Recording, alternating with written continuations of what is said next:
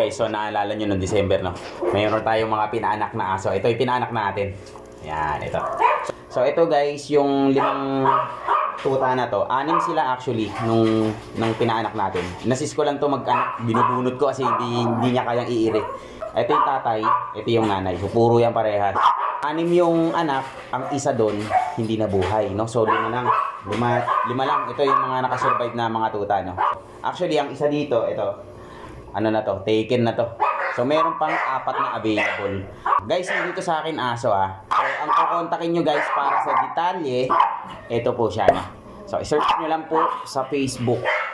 No, yan po yung may-ari ng mga aso. No, about sa details, ang presyo, tatanungin yan sa kanila, no? Pati yung detalye about sa kung paano kukunin yung mga tuta. So 4 na lang dito. No, itong sa gitna na to, wala na to. Ito.